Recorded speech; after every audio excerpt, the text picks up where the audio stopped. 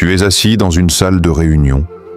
Les néons blancs déversent une lumière glaciale qui fatigue tes yeux. Autour de la table, des collègues hochent la tête comme des figurants dans une pièce déjà répétée 1000 fois.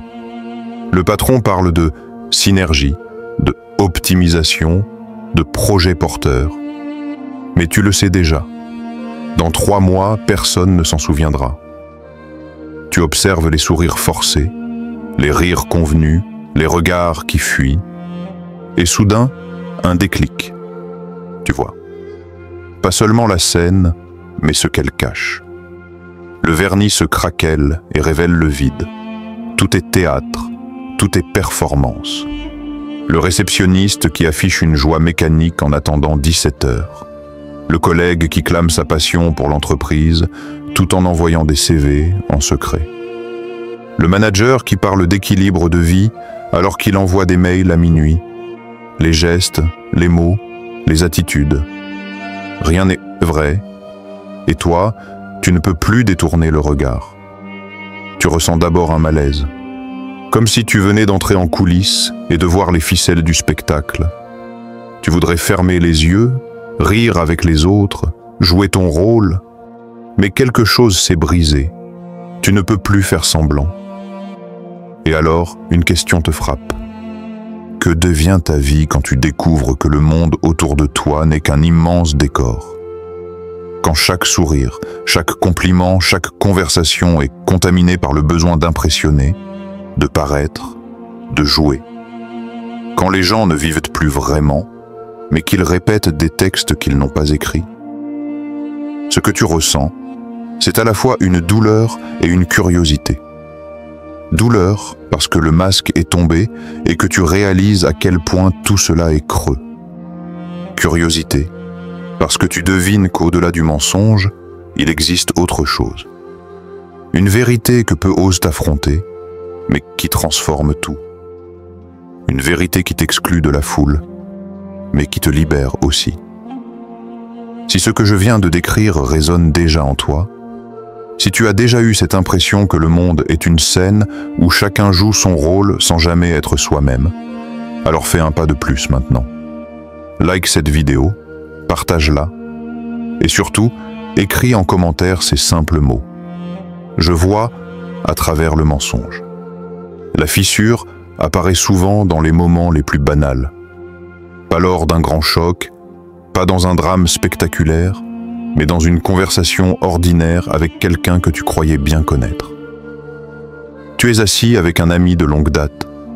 Vous parlez de tout et de rien, des projets, du travail, de la vie qui avance. Il te dit avec assurance qu'il est heureux, qu'il aime sa carrière, qu'il se sent chanceux d'avoir trouvé sa place. Ces mots coulent comme un discours appris, bien calibré, presque parfait. Mais ses yeux, eux, racontent une autre histoire. Ils sont fatigués. Ils brillent d'une inquiétude qu'il essaie de cacher. Et soudain, tu réalises que son sourire ne colle pas avec le tremblement léger dans sa voix. C'est un détail, presque invisible. Mais tu le vois. Tu entends dans le ton de ses phrases quelque chose qui sonne faux.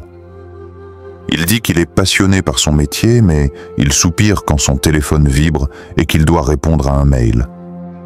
Il parle d'indépendance, mais tu sais qu'il reste tard au bureau chaque soir parce qu'il craint de décevoir. Il assure qu'il a confiance en l'avenir, mais tu remarques la manière dont il évite de trop parler de demain. Et là, une fissure s'ouvre. La façade craque. Tu comprends qu'il ne vit pas ce qu'il dit, qu'il joue un rôle pour se convaincre lui-même ou pour convaincre les autres. Tu ressens un mélange étrange. Un peu de compassion, parce que tu sais qu'il souffre derrière ses mots, mais aussi un vertige. Parce que s'il lui ment ainsi, combien d'autres le font aussi? Combien de personnes autour de toi tiennent des discours brillants, mais étouffent une vérité douloureuse? À ce moment, tu commences à comprendre que le mensonge n'est pas seulement un acte isolé, mais un système. Une manière de survivre dans une société qui récompense les apparences plus que la sincérité. Et tu te rappelles alors de cette phrase ancienne, presque oubliée, mais toujours vivante. La vérité finit toujours par se voir. Les Écritures le disent depuis longtemps. Ce qui est caché finit par être révélé. Tu vois, dans ton ami, l'exemple concret de cette loi universelle. Peu importe l'épaisseur du masque, il y a toujours une faille, toujours un regard, un mot, un geste qui finit par trahir ce qui se cache en dessous. Et une fois que tu l'as remarqué, tu ne peux plus l'ignorer. C'est là que tout bascule. Avant, tu pouvais croire aux discours, aux sourires, aux belles histoires qu'on se raconte pour tenir debout. Mais maintenant, chaque fissure te saute aux yeux. Tu vois les incohérences, les contradictions, les dissonances. Tu réalises que le monde entier est rempli de ces failles et qu'elles ne cessent de crier une vérité que les gens tentent de recouvrir de silence. Personne ne peut cacher éternellement ce qui les élève vraiment. Marc n'était pas différent des autres. Au travail, il portait son masque avec la même habileté que ses collègues. Devant ses supérieurs, il affichait l'enthousiasme d'un employé modèle, toujours prêt à accepter une nouvelle tâche, toujours volontaire pour prolonger ses journées. Ses mails étaient ponctués d'expressions positives, avec plaisir, motivé à 100%, heureux de contribuer. Mais quand il rentrait chez lui, il s'asseyait seul dans son salon silencieux et soupirait longuement. Il se répétait qu'il faisait tout ça pour sa famille, pour construire une sécurité. Mais la vérité le rongeait. Il se sentait vide. Dans ses relations, le masque changeait de forme. Avec ses amis, il jouait l'homme accompli, celui qui a tout sous contrôle. Il racontait ses succès professionnels, partageait des photos de voyages soigneusement cadrés, riait fort aux blagues qu'il trouvait à peine drôles. Pourtant, une fois la soirée terminée, il roulait seul dans sa voiture avec une impression de décalage, comme un acteur qui quitte la scène après la représentation. Le silence de l'habitacle lui rappelait que ce qu'il montrait n'était pas ce qu'il vivait. Le dimanche, Marc n'échappait pas non plus à ce jeu. À l'église, il savait exactement quoi dire, comment saluer, quelles phrases pieuses employer pour donner l'image d'un croyant solide. Mais dans le secret de son cœur, il sentait le poids de sa lassitude, son éloignement grandissant de la foi vivante. Ses paroles étaient pieuses, mais son esprit était ailleurs. Et plus il jouait ce rôle, plus il sentait l'écart se creuser entre ce qu'il montrait et ce qu'il était réellement. C'est alors qu'il fut frappé par les paroles de Jésus dans l'Évangile « Ce peuple m'honore des lèvres, mais son cœur est éloigné de moi ». Cette phrase, entendue 1000 fois, prit une dimension nouvelle. Marc comprit qu'il n'était pas seul à porter des masques. Le monde entier était une succession de visages fabriqués, de discours appris, de gestes répétés pour donner l'illusion de sincérité. Mais derrière ces façades, les cœurs restaient fatigués, inquiets, parfois désespérés. L'hypocrisie n'était pas seulement une faiblesse individuelle, c'était un mode de fonctionnement collectif. Une société entière qui valorise l'apparence au détriment de l'authenticité. Une culture qui encourage chacun à construire une version améliorée de soi, tout en laissant mourir la vérité intérieure. Marc se rendit compte que, tant qu'il continuerait à jouer ce jeu, il ne ferait que nourrir ce système de mensonges. Mais chaque fois qu'il se souvenait des paroles de l'Écriture, une autre possibilité s'ouvrait, celle de l'authenticité, même si elle coûtait cher.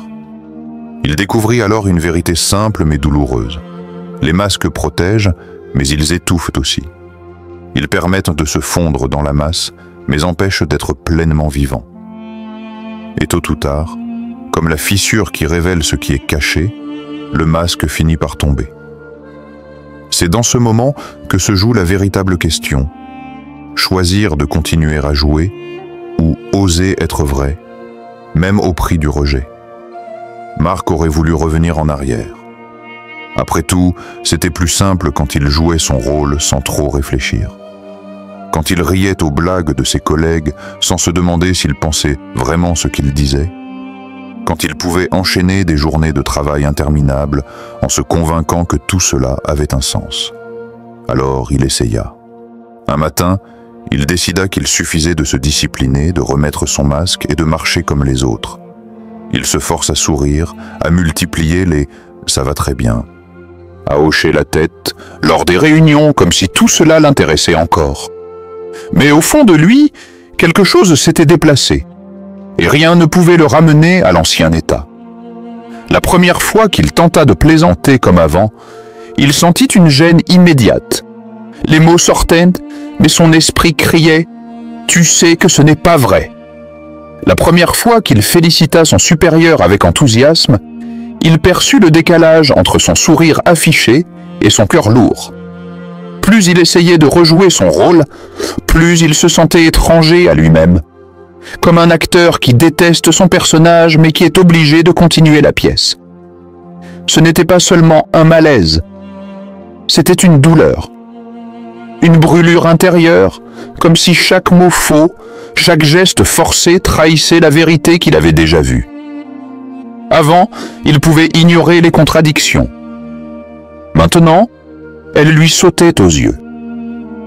Quand un collègue parlait de passion alors qu'il comptait les jours avant le week-end, Marc voyait le mensonge. Quand un ami se vantait de son couple heureux mais se plaignait en privé, il entendait la dissonance. Et quand lui-même participait à ce jeu, il se sentait complice d'un mensonge collectif qu'il rongeait. Peu à peu, il découvrit que la vraie torture n'était pas la solitude ou le rejet potentiel, mais ce sentiment de trahir ce qu'il savait déjà. Car une fois la vérité aperçue, elle ne disparaît jamais. Elle peut être repoussée, ignorée un temps, mais elle revient toujours, plus forte, plus exigeante. Marc comprit que le retour en arrière était impossible. Non pas parce qu'on l'empêchait de jouer son rôle, mais parce que son âme refusait désormais de collaborer au mensonge. Chaque tentative de mimétisme devenait une lutte contre lui-même. Ses sourires forcés pesaient comme des chaînes. Ses conversations creuses lui laissaient un goût amer. Même dans les moments où il parvenait à tromper les autres, il ne pouvait plus se tromper lui-même. La fracture était faite. Il avait vu, et voir l'empêcher à jamais de redevenir aveugle. Marc ne tarda pas à remarquer les changements dans le regard des autres. Au début, ce n'étaient que des détails subtils. Un collègue qui levait les sourcils quand il refusait de participer aux conversations superficielles. Un ami qui changeait de sujet quand Marc posait une question trop honnête. Un membre de sa famille qui soupirait devant son silence inhabituel. Mais rapidement, ces détails se transformèrent en distance réelle. Les blagues lancées pour détendre l'atmosphère ne le faisaient plus rire. Et les autres le remarquaient. Les discussions mondaines lui semblaient vides, et son absence d'enthousiasme passait pour de la froideur. Peu à peu, les invitations diminuèrent. Les messages se firent plus rares, et Marc sentit qu'il glissait en marge du cercle auquel il appartenait autrefois. Avec ses amis de longue date, le fossé était encore plus douloureux. Il voulait retrouver le Marc jovial, complice, qui riait sans se poser de questions.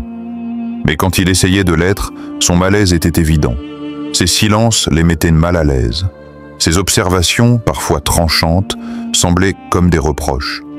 On lui dit qu'il avait changé, qu'il se prenait trop au sérieux, qu'il voyait le mal partout. Mais au fond, Marc savait qu'il ne faisait que nommer ce qu'il voyait. Même en famille, l'incompréhension s'installait. Autour de la table, quand tout le monde partageait des banalités rassurantes, il avait du mal à participer. On l'accusait d'être distant, de ne plus s'intéresser aux autres. Pourtant, il les aimait toujours. Mais il ne parvenait plus à se contenter de dialogues superficiels. Sa lucidité l'isolait, comme si une vitre invisible le séparait de ceux qu'il aimait le plus. La solitude n'était pas seulement sociale, elle était spirituelle. Marc ressentait un décalage profond, une étrangeté. Il se souvenait alors d'un verset qu'il avait souvent entendu sans vraiment y prêter attention. « Le monde vous hait parce que vous n'êtes pas du monde ». Ces mots prenaient maintenant un sens nouveau. Ce n'était pas une exagération religieuse, c'était une réalité vécue. En choisissant de voir, en refusant de fermer les yeux, Marc s'était rendu étranger à un monde qui vit de ses illusions. Et ce monde, qu'il s'agisse de ses collègues, de ses amis ou même de sa famille, ne savait plus comment l'accueillir. Il découvrit que l'isolement ne venait pas de ce qu'il faisait, mais de ce qu'il était devenu. Tant qu'il jouait le jeu, il appartenait au groupe. Dès qu'il décida de rester fidèle à la vérité, il devint une présence dérangeante, un miroir que les autres ne voulaient pas affronter. La solitude spirituelle était lourde, parfois insoutenable. Mais elle révélait aussi quelque chose d'essentiel. Voir la vérité, c'est accepter de marcher à contre-courant, même si cela coûte la compagnie des foules. Marc se surprit bientôt à éviter de plus en plus de situations sociales. Non pas parce qu'il n'aimait plus les gens, mais parce que chaque interaction lui coûtait une énergie énorme. Les conversations autour de lui semblaient vidées de toute substance. On parlait de promotions attendues, de vacances à venir, de la dernière série à la mode, mais tout sonnait comme un bruit de fond sans âme.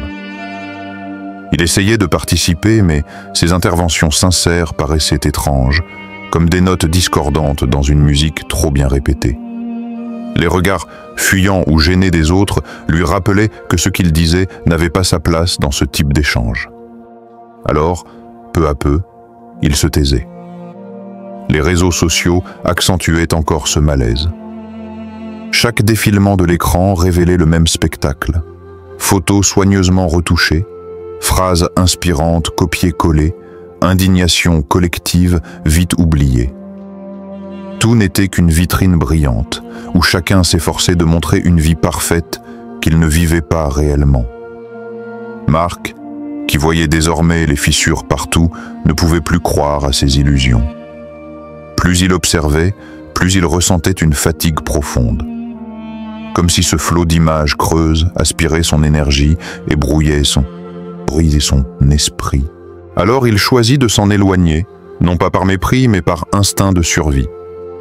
Certains de ses proches interprétèrent son retrait comme de la froideur, voire de l'orgueil. On lui reprocha de se couper du monde, de ne plus vouloir partager. Mais la vérité était différente. Ce retrait était une manière de protéger ce qui restait vivant en lui. Chaque sourire forcé, chaque conversation creuse, chaque image mensongère menaçait d'étouffer la petite flamme de vérité qu'il essayait de garder allumée.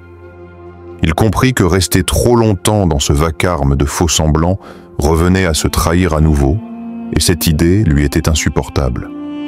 L'isolement n'était pas un rejet haineux des autres. Ce n'était pas une condamnation, c'était un choix douloureux mais nécessaire, celui de préserver son âme. Marc savait qu'il aimait encore les gens, mais il ne pouvait plus aimer leurs masques. Il ne pouvait plus applaudir leurs illusions.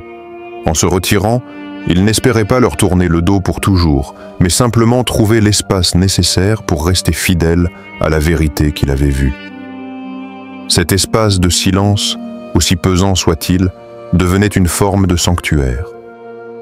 À mesure que Marc s'éloignait de la performance collective, il remarqua une réaction sourde mais persistante autour de lui. Ce n'était pas seulement des regards de surprise ou de malaise. C'était une pression constante, subtile, mais implacable, pour le ramener dans le rang. Les collègues suggéraient gentiment qu'il devait se détendre, qu'il voyait tout trop noir, qu'il se faisait du mal à analyser chaque geste et chaque mot. Les amis tentaient de le convaincre de revenir aux conversations faciles, de rire avec eux, de ne pas prendre tout si sérieusement. Même la famille essayait de le corriger, lui prodiguant des conseils pour retrouver la joie de vivre qu'il semblait avoir perdue.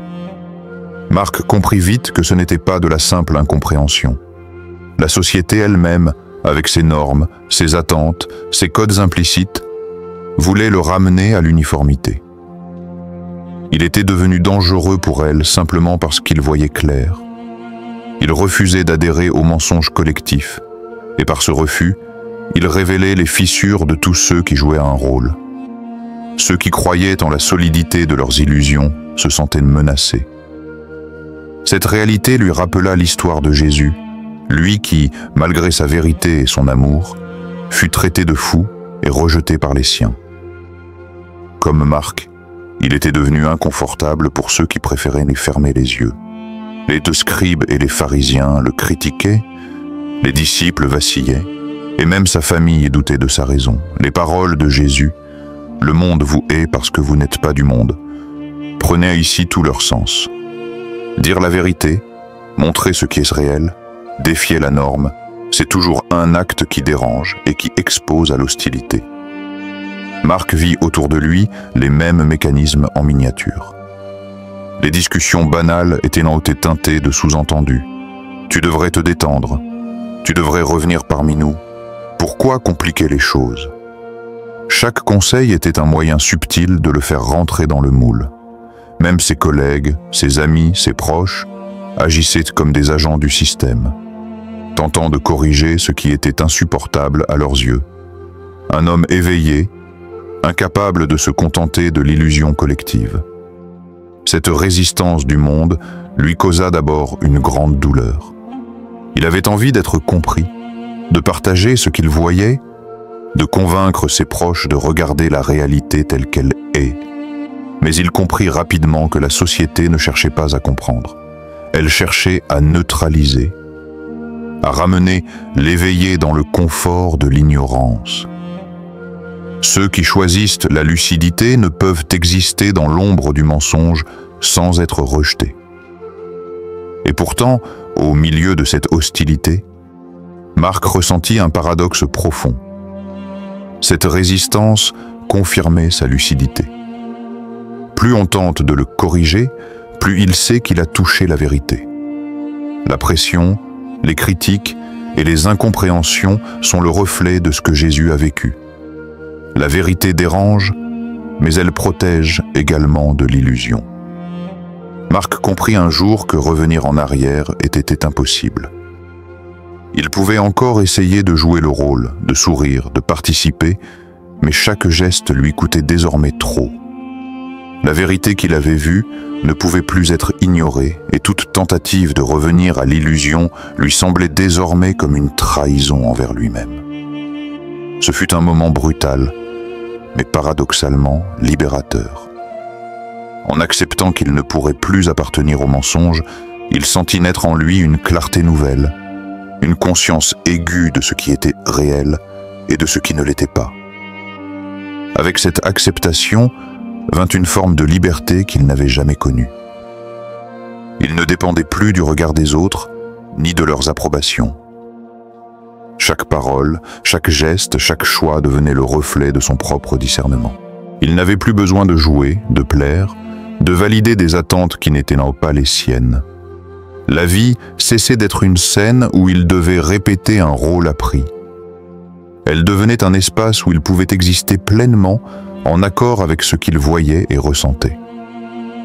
Cette liberté avait un prix, la responsabilité totale de ses choix. Plus question de blâmer les autres ou de se cacher derrière des normes ou des illusions. Chaque action, chaque décision, chaque pensée devait être assumée. Marc sentit le poids de cette autonomie, mais il le ressentit aussi comme un cadeau. Il était seul, mais enfin vivant.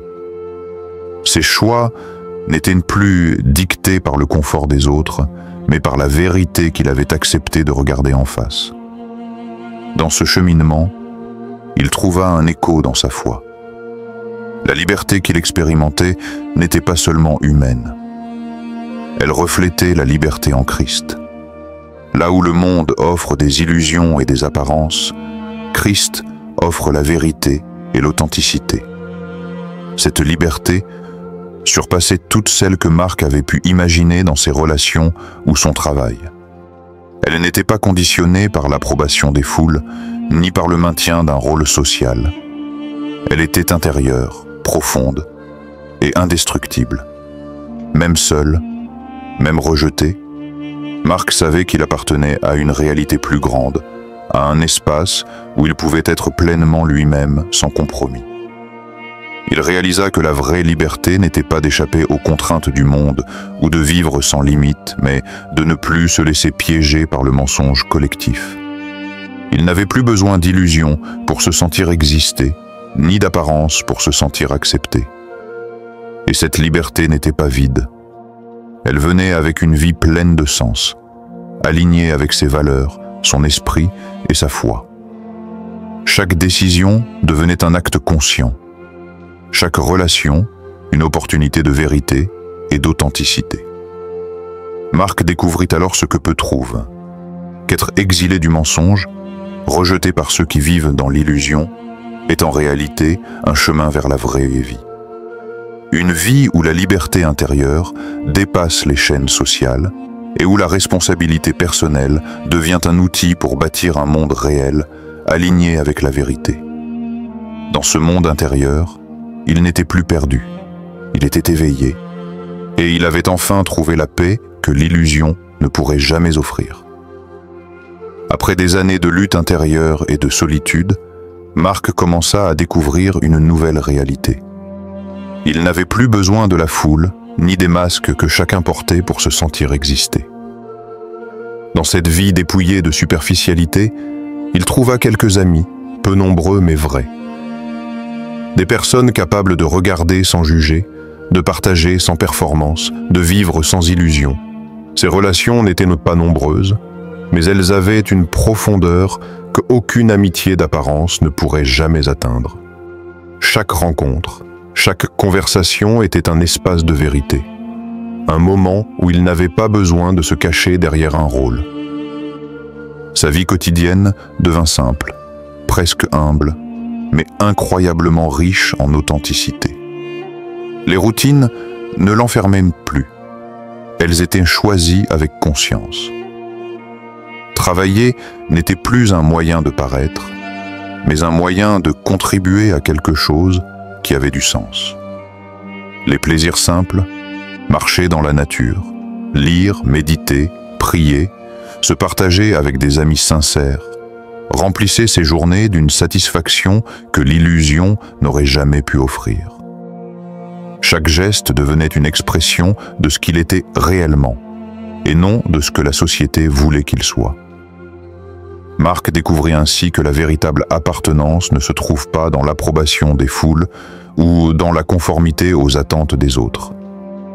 Oui, l'homme qui voit à travers la société ne peut plus lui appartenir. Mais il découvre une appartenance plus haute, en Dieu. Une appartenance qui dépasse le jugement humain, qui ne dépend ni du rôle qu'il joue, ni du masque qu'il porte. En Dieu, Marc trouve la paix et la certitude que son authenticité a une valeur infinie, et que son engagement envers la vérité n'est pas vain. Cette renaissance n'était pas la fin d'un chemin, mais le début d'une vie consciente et choisie.